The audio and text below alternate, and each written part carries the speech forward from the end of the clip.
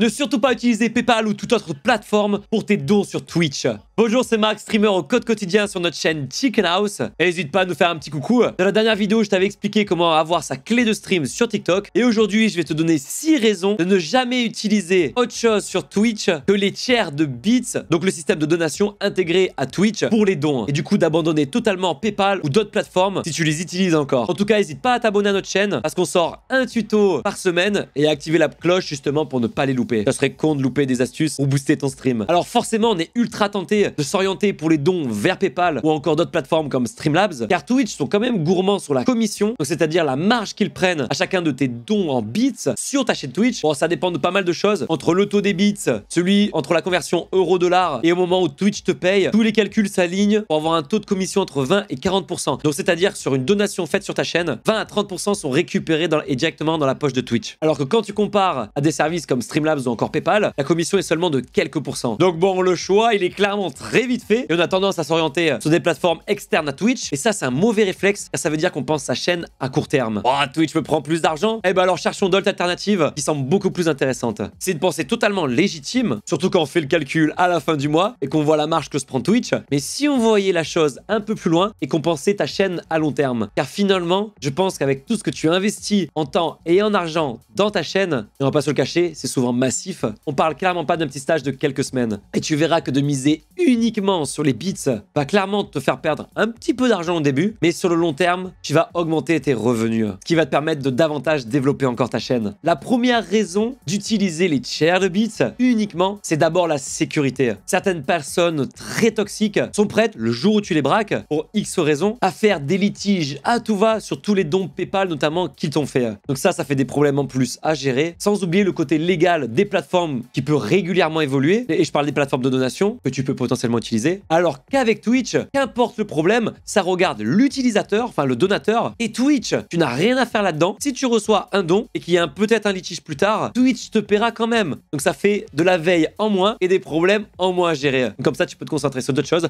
comme la création de ton contenu. Mais l'argument massu, c'est clairement la gamification. La gamification, qu'est-ce que c'est? C'est le fait de récompenser avec un système en plus de progression très fortement inspiré des jeux vidéo. Le meilleur exemple, c'est un peu Waze. Tu sais, l'application GPS, où je sais pas si t'as remarqué, mais quand tu signales certains éléments, tu gagnes des points, ce qui te permet de customiser après tes avatars notamment. Donc en gros, c'est une petite carotte pour se motiver. Et une fois de plus, Twitch a pensé de la meilleure manière possible comment récompenser les soutiens financiers sur la plateforme. Alors déjà, un donateur débloque un badge valable à vie et évolutif à côté de son pseudo, et ça dès le moindre bits dépensé, donc à peine un centime. Et ces badges-là, c'est comme les badges de sub qui sont évolutifs, tu peux les customiser. Donc gros sentiment d'appartenance et de prestige quand on en a un. Et quand je dis qu'il est évolutif, ça comprend les bits total offerts sur ta chaîne. Donc c'est-à-dire que si le donateur offre une première fois un bits, puis après 99 bits, boum, le badge passe à l'évolution suivante, celui des 100 bits. Et en plus de ça, il y a des emotes supplémentaires à débloquer avec les bits. C'est-à-dire qu'à partir du badge de 1000 bits offert au total sur la chaîne, chacun des badges passés débloque une emote en plus pour le donateur. Et exactement comme le badge, l'emote est valable à vie. Contrairement au fait d'être abonné à ta chaîne, où là, c'est un renouvellement mensuel. Donc là, clairement, il faudra que tu mettes des emotes différentes parce qu'elles sont complémentaires aux emotes d'abonnement. Et ça, c'est hyper intéressant, surtout quand on est affilié et qu'on est grandement bridé en nombre d'emotes de sub. Et en plus de ça, chaque utilisateur, lorsqu'il va te faire un don de bits, peut choisir une icône différente de Chairmote. C'est des emotes animés, en gros, dédiées uniquement aux dons. Donc, si tu as bien fait les choses sur ton overlay, tu peux avoir même cette emote qui pop de partout lors de la donation. Et surtout, lorsque tu es partenaire, tu as le droit à customiser une emote. Forcément, nous, c'est un rapport avec le poulailler. Et ça, c'est ultra prestigieux de pouvoir les utiliser parce que c'est utilisable uniquement sur ta chaîne. Troisième argument, et ça te concerne personnellement. Et on revient justement aux emotes. Donc là, on a parlé du côté viewer. Et en tant que streamer, toi, ça te permet d'avoir des emotes en plus à pouvoir utiliser dans ton chat. Tu sais, lorsque tu demandes à tes viewers de spammer le chat par rapport à quelque chose qui se passe sur ton stream, ça te fait des réactions potentielles supplémentaires parce que tu diversifies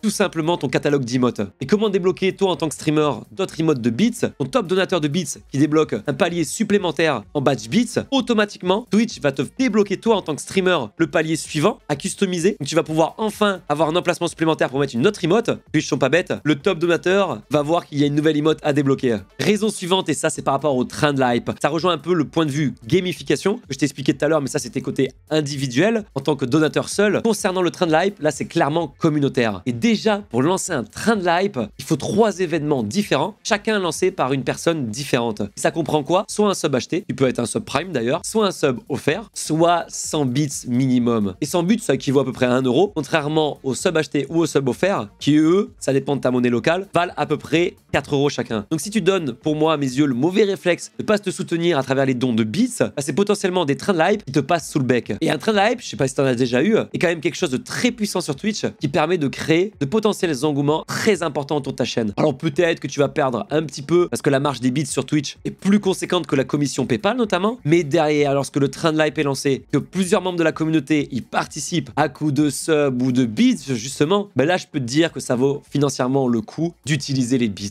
Et là je te parle uniquement du lancement, mais pour la progression, les bits comptent aussi. Et tu sais, quand tu es à 93% d'un level d'un train de hype, et ben une personne, au lieu d'offrir un sub qui coûte un peu plus cher, peut utiliser 100 ou 200 bits pour valider le niveau du train. Et chaque niveau de train, comme exactement un lancement de train de hype, a un potentiel qui peut être libéré. Et puis là, en tant que donateur, il y a aussi des récompenses exclusives, comme des emotes limités et uniquement débloquables pendant une durée limitée avec les trains de hype. Et en plus, un badge de conducteur de train de hype, c'est-à-dire le top donateur sub ou le top donateur bits, justement, qui s'affichera à la fin du train à la personne en question qui a offert le plus de bits et le plus de subs. Avant-dernière raison, il faut que tu aies vraiment conscience que plus ta chaîne grandit, plus la communauté, forcément, se connaît de moins en moins. C'est-à-dire qu'au début, chaque viewer va connaître les autres viewers, les échanges sont beaucoup plus profonds, logique, puisque c'est en plus petit comité, un peu comme tu arrives à une soirée et qu'il n'y a pas beaucoup de personnes, versus la méga soirée, où là, tu vas clairement pas discuter avec tout le monde, bah, ça se passe un peu pareil. Et ça, malheureusement, tu verras, les subs offerts sont beaucoup moins courants au fur et à mesure que tu grandis par rapport aux dons de bits.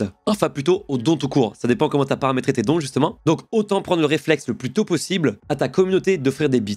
Parce que plus tu vas grandir, plus ce réflexe va être utilisé. Et ensuite, dernier argument, sur Twitch, il y a 3 emplacements de badges disponibles à côté de son pseudo. Et on connaît l'importance que ça a d'avoir des badges, justement, au sein d'une communauté dans laquelle on est investi. Le premier concerne uniquement l'état, c'est-à-dire soit t'es streamer, modo ou VIP. Le deuxième emplacement de badge est réservé uniquement aux badges de sub. Et le troisième, au reste. Et là, tu as 2 choix qui montrent l'implication auprès de ta communauté, à part les trains de hype. C'est le badge évolutif de sub offert et le badge évolutif de bits. Donc les viewers vont devoir faire un jour le choix entre les deux, s'ils offrent des bits et des subs. Et tu verras, Twitch a une politique que je soutiens pas du tout, qui est logique en soi, hein. C'est-à-dire que le badge de sub offert est disponible pour le donateur uniquement durant la durée du dernier sub offert sur ta chaîne. C'est-à-dire que lorsque le dernier sub offert sur ta chaîne se périme, donc au bout de 30 jours, il perd son badge. Et pour le revoir, faut offrir un sub. Alors que celui des bits ne périme jamais. Donc ça, c'est mes raisons, mais surtout, je te conseille quand même d'utiliser PayPal. Là, tu vas me dire que je me contredis. Et justement, PayPal ou une autre plateforme est à utiliser à une seule condition. Tu pourras même faire, je te le conseille, une barre de progression de donation sur ton stream, enfin sur ton overlay. C'est que si tu as des objectifs très onéreux pour faire évoluer ta chaîne, comme par exemple acheter un deuxième PC, là honnêtement, si tu attends sur les bits,